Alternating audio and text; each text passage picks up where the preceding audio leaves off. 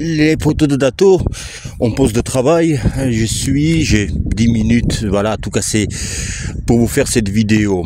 Ce matin, je me suis dit quelle vidéo j'allais vous proposer. Je vous ai promis aujourd'hui, mardi, une vidéo sur son adversaire, on y est, adversaire de Tony Yoka, le russe Arslan Yaliev. Et puis je me suis dit, en fait, je suis pas prêt, je serai au boulot, là j'ai beaucoup de travail, et tu vois, il faut mûrir la vidéo dans la tête ou écriture, etc.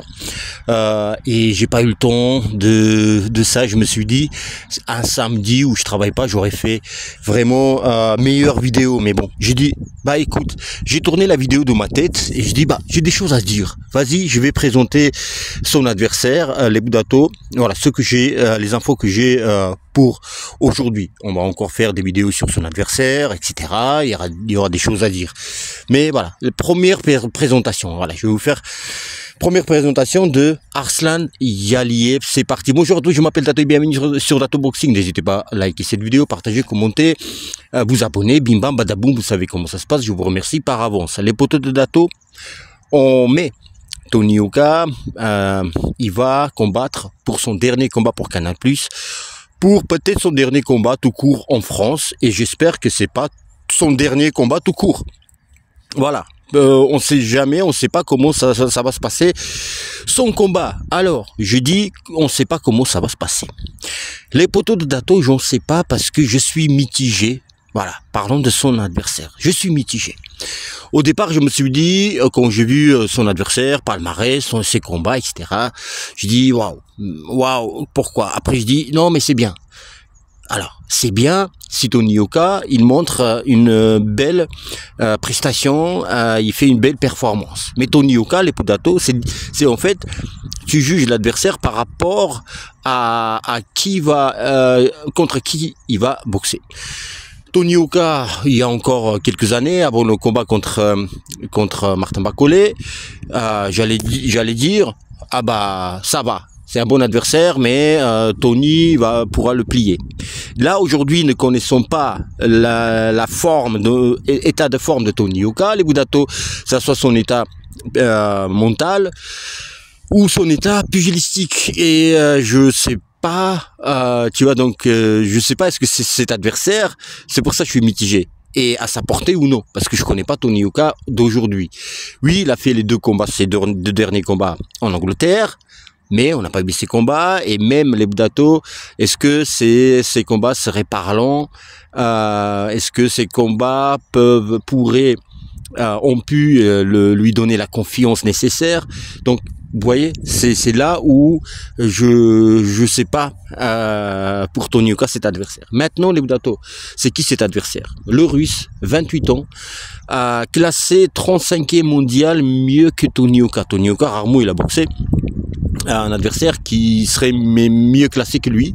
Il faut voir encore une fois qui est-ce que c'était, ou c'est déjà arrivé, j'imagine, mais tu vois, et là il est classé mieux que Tony Yoka. Je disais 35e, que Tony Yoka, je crois 49e aujourd'hui, un truc comme ça. Donc, il est aussi, même son palmarès, meilleur que Tony Yoka. 16 combats, 16 victoires. Tony aussi, il a 16 combats, mais 3 défaites.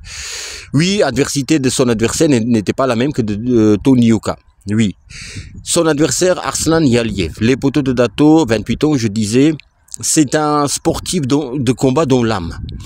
Il vient de boxe thaï, champion du monde de boxe thaï, champion d'Europe de la boxe thaï, champion de Russie de la boxe thaï.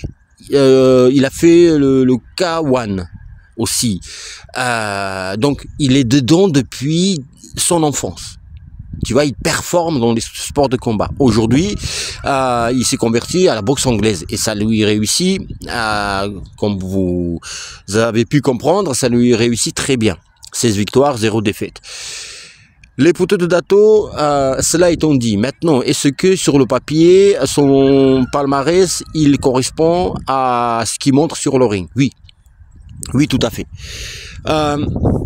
sa boxe, les poteaux de Dato, ses coups, voilà, ce qui intéresse la première chose, est-ce qu'il frappe fort. Déjà, il a 10 combats à gagner à la limite. Maintenant, regardons ses combats. Il cherche pas forcément un coup dur pour mettre son adversaire KO. Il n'a pas ce punch de fou. Il fait confiance absolument à son punch. Il fait confiance à sa boxe. Et les Budato, bras avant. Son poids fort, bras avant. Assez sec, les coups rapides et assez sec. Pour vous dire, son bras avant, tu vois, il double aussi bras avant, ce qui voilà, ça peut gêner l'adversaire. Il envoie à la droite. Il est bon quand il y a échange aussi, parce que j'ai vu ces combats quand les adversaires avançaient sur lui et il se trouvait à mi-distance corps à corps. Il reste pas dans le blocage, il envoie aussi des coups. Là, je vous parle des poids lourds, pardon, des poids forts, vous aurez compris. Il reste en face, il répond, et assez malin, il est assez prêt, il travaille au corps, tiens, ça fait assez mal, et il percute en haut, tu vois, il reste pas dans le blocage pour faire passer un petit peu l'orage. Et pour penser à quelqu'un qui attaque après. Tu vois, il est là, il est dangereux. Les Budato, on va encore trouver des poids forts, gauche, droite, tu vois, plongeante, gauche de loin, là petit à petit on va vers les poids faibles, enfin ce que je remarqué, la droite quand il envoie, ça touche, quand ça touche ça fait mal, mais c'est tout contraire de la gauche, c'est-à-dire son bras avant le jab, quand il envoie c'est assez de loin, tu vois, il envoie, mais quand il envoie la droite, tu vois, il va avec son corps. Tu vois, et là, Tony peut le contrer, pourquoi pas. Mais si ça touche, ça fait mal. Donc, si Yaliev touche. Il prend des coups, les poteaux de Dato. C'est quelqu'un, quand adversaire n'envoie pas de coups, il ne reste jamais statique. Il bouge son buste, tu vois. Il est là, toujours à bouger son buste. 1, 2, travail au corps. Mais quand l'adversaire envoie des coups, on est dans les poids faibles, et ben il n'y a pas forcément ce mouvement de buste sur les côtés, alors que c'est là où il doit faire aussi, pas que, mais c'est là où c'est un moyen de défense. Tu vois, il prend des coups. Les droites, il les prend beaucoup de droites. Attention, et quant à Tony Yoka qui a je me suis mordu la langue. Tony Yoka qui adore envoyer les droites, tu vois, ils sont secs quand même, hein. Les droites, je souhaite à personne prendre sa droite, hein. À la vérité, tu vois, ça peut envoyer dormir. Donc, il prend des droites. Par contre, il fait pas ses travail de buste quand on l'attaque, mais il fait le retrait, tu vois. Le retrait, parfois, il fait ce type de retrait où il bloque avec ses bras et il prend des coups, il bouge pas, il bloque comme ça, tu vois. Là aussi, c'est les poids faibles sur sa défense. Autre poids faible, j'ai remarqué, il y en a encore 2 au moins, c'est-à-dire que il sait pas du tout cadrer. Tu vois, sur ses jambes, donc il faut, soit c'est lui qui avance, donc voilà, en ligne droite, tu vois, il va attaquer 1, 2, 3, 1, 2, 3, tu vois, il va attaquer comme ça, soit bah, si l'adversaire, il tourne, il recule pas en ligne droite, mais s'il va tourner, et bah il s'arrête. Il va remplacer ses jambes et il va re-attaquer. L'adversaire, il va tourner, il est perdu, il sait pas cadrer. Tu vois ce que je veux dire? Donc voilà, au niveau cadrage, parce que Tony Yoka, je sais pas encore une fois qu'est-ce qu'il vaut. Donc est-ce qu'il va utiliser ses déplacements, ses jambes? Je sais pas du tout. Autre poids faible dont je voulais parler, il y a trop de gens qui passent, donc ça me perturbe.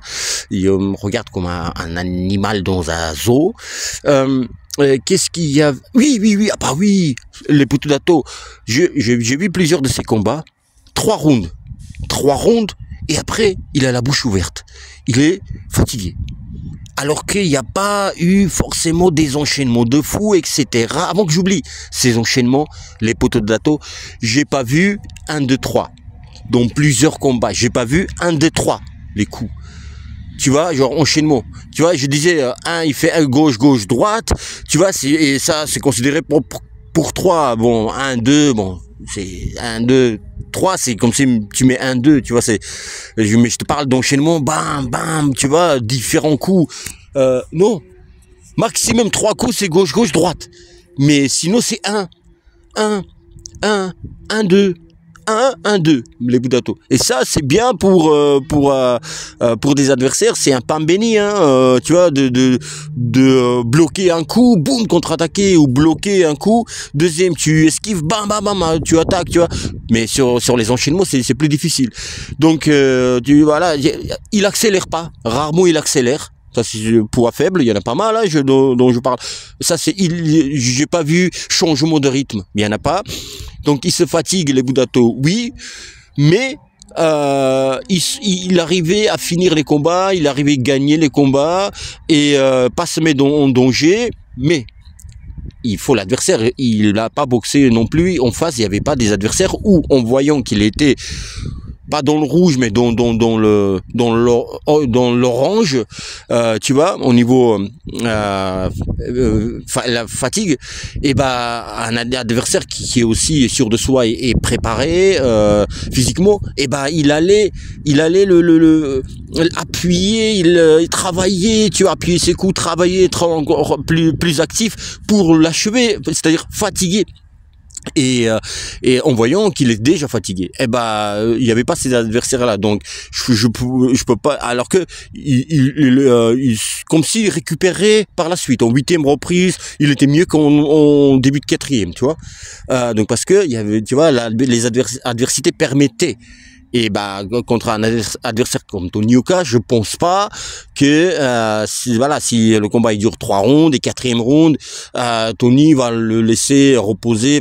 Après je sais pas comment ça se passe, mais encore une fois, Tony Yoka, c'est un petit peu dont l'on sait pas, tu vois, on sait pas comment c'est. Donc voilà, parce qu'on a beaucoup de questions pour Tony Yoka et on va voir, il va répondre, il va nous donner la réponse dans son combat de mois de mai contre Arslan Yaliev. Ça c'est poids faible, il y a pas mal de poids faibles, hein.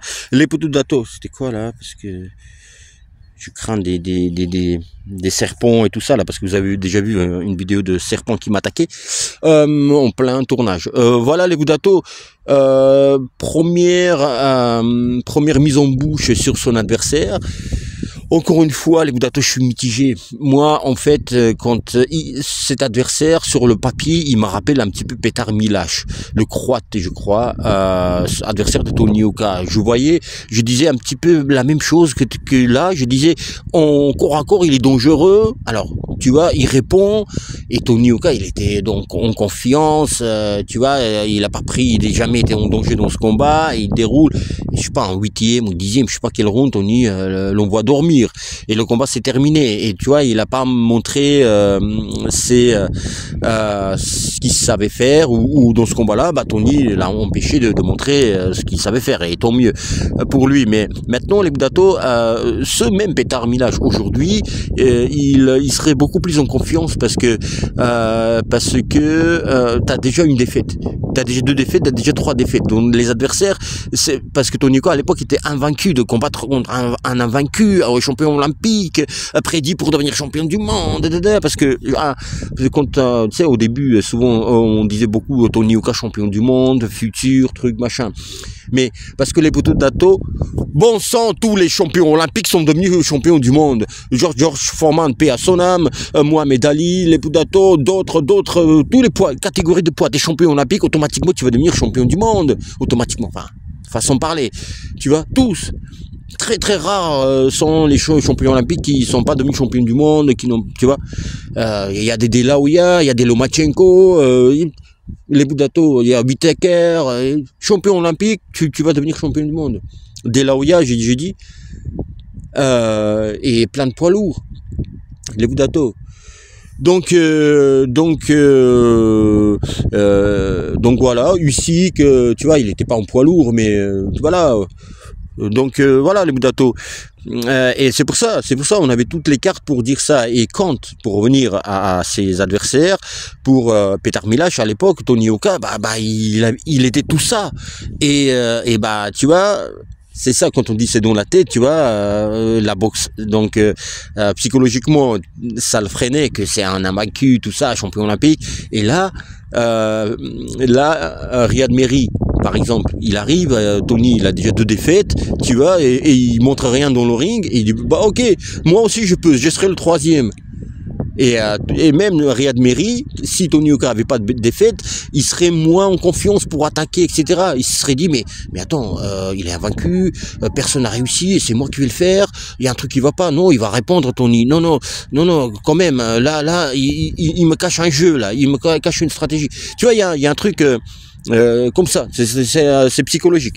Donc voilà, on sait pas dans quelle forme Tony il est pour bien comme il faut évaluer son adversaire, c'est-à-dire dire s'il est trop dangereux pour Tony ou ça va.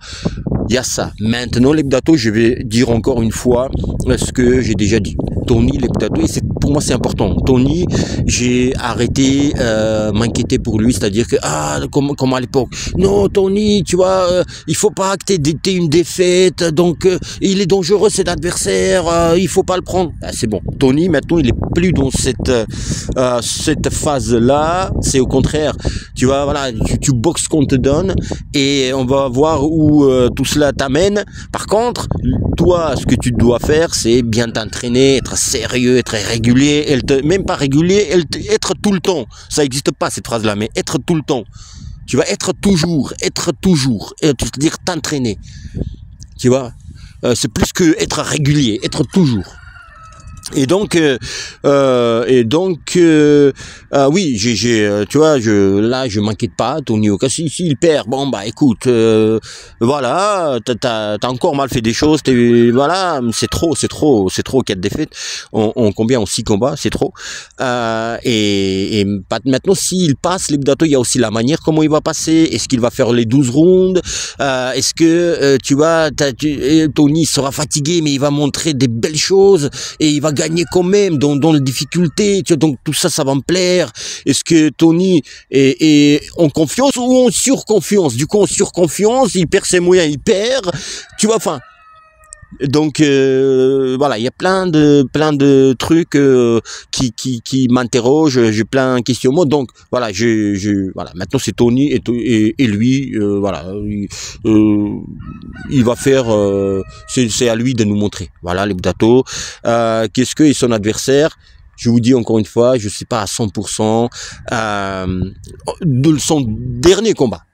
Déjà, il boxe pas beaucoup et je vais finir sur ça. Il a fait en 2021, il a fait un combat. 2022, il a fait un combat, et 2023, un combat. Tu vois, et après en 2024, il en a fait plusieurs. Et son tout dernier combat, j'ai vu contre un boxeur vraiment plus que moyen. D'accord, moins que moyen, c'est mieux. Petit, grassoué. Et il n'a pas pu finir, tu vois. Il même prenait des coups. Tu vois, ses combats il y a 2 ans étaient mieux, tu vois, que son dernier combat. Maintenant, est-ce que il va être le même? Et il est arrivé à gagner, il a réussi à gagner, voilà, aussi. Même quand il était pas bon dans son dernier combat. Maintenant, est-ce que il va être pareil ou pas? On n'est jamais pareil dans les combats. L'Hebdato, d'autant plus qu'il va être motivé plus. L'Hebdato, s'il arrive motivé plus.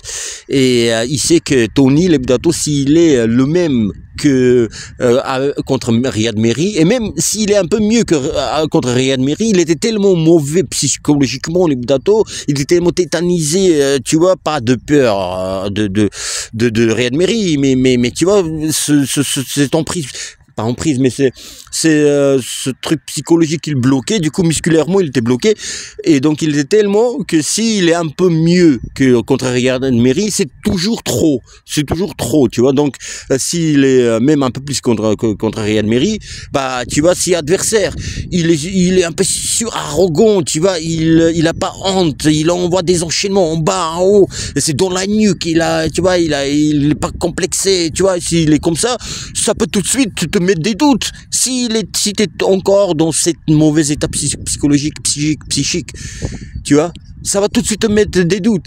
Tu vois, il faut, je disais ça contre Riyad Mehri. Si tu travailles pas, bah Riyad Mehri il va travailler. C'est ce qui s'est passé. Si Tony, bah il lui démontre sa faiblesse, on te roule dessus. C'est comme dans la vie, les Boudato, c'est la loi des jungles. Là, si dans la vie aussi tu montres une faiblesse, on te bouffe et on te marche sur la tête. Donc il faut toujours être dur, être machin, pas laisser passer des choses. C'est comme ça la vie, malheureusement. Et la boxe, ça te montre exactement, tu vois, comme dans la vie. Mais sauf que là, tu peux combattre, tu peux frapper, envoyer des coups. Et bah, pour dire que Tony, il faut pas montrer une petite faiblesse parce que lui, il sera motivé plus les Boudato. Il sera motivé plus. Et voilà les Boudato. Maintenant, il y a choix de l'adversité aussi. Je disais, mais est-ce que c'est un bon adversaire, pas un bon adversaire? Enfin, dans le sens où pourquoi ils l'ont choisi lui, etc. Et bah, maintenant, comme je vous ai dit, je suis pas inquiet, je suis plus inquiet contre Tony Yoka, non pas parce qu'il va gagner, c'est sûr qu'il va gagner, non. Au contraire, comme je vous ai expliqué. Si elle a eu maintenant démontré, c'est un boxeur pro. Et bah, ça va les Boudato. Son adversaire, ça va. Ils ont pas non plus choisi un champion du monde. C'est bon. Où il n'y a pas de titre, mais c'est un champion du monde. Aller boxer, c'est un tueur. C'est bon. Ils ont pas choisi un Wilder il y a encore 5 ans. Ça va. C'est bon. Il faut que tu le passes. C'est bon. Un vaincu, tout le monde était un vaincu un jour. Ça va. Tu vois. Vous êtes tous invaincus. Vous avez 0 défaite. Vrai ou pas? Vrai, vous êtes invaincus aussi. Tu vois. Donc c'est bon. C'est bon. Ce boxeur taille là. Non mais quand je dis c'est bon. Voilà, c'est Tony qui est champion olympique. Voilà, montre tes couilles là. Ça se dit ça? Montre tes couilles. C'est louche. C'est chelou ce que je viens de dire là. Non mais pardon, c'est mon français. Montre tes couilles. Non, ça m'intéresse pas Tony. Je mange pas de ce pain là. Je m'enfonce. En fait, voilà. Pose-les sur la table, les boutades. C'est ça le truc. Et voilà, montre qui tu es maintenant. Voilà, mais c'est pour ça je dis je suis pas inquiet, c'est même pas ça, c'est que son adversaire il est tel, voilà, fais-le maintenant, c'est bon, casse-lui la gueule ou je sais pas, mais c'est bon, tu vois, c'est quoi, plus être complexé, il faut plus être complexé. Voilà les Boudato, voilà ce que je voulais dire, mais on va encore parler, les Boudato, on va parler encore, on me voit mieux comme ça, on va encore parler de son adversaire, etc. Il n'y a pas encore sur BoxRec ce combat, il n'est pas référencé, et ça m'inquiète. Est-ce qu'il y aura pas encore un truc, non c'est annulé, c'est reporté, adversaire changé, truc, tu vois, donc j'espère que ça va pas être comme ça, mais voilà. Voilà les potes, dites-moi ce que vous avez pensé. N'oubliez pas encore une fois liker cette vidéo tout de suite maintenant pour le référencement et pour montrer que cette vidéo était top, la meilleure de la planète Terre. N'oubliez pas d'écrire un commentaire, dites-moi ce que vous pensez. Les Boudato, prenez soin de vous et de vos proches. Je vous dis à bientôt, très bientôt. N'oubliez pas que je vous aime et je vous embrasse. Je vous dis à bientôt, si Dieu le veut. À demain, je voulais dire, si Dieu le veut.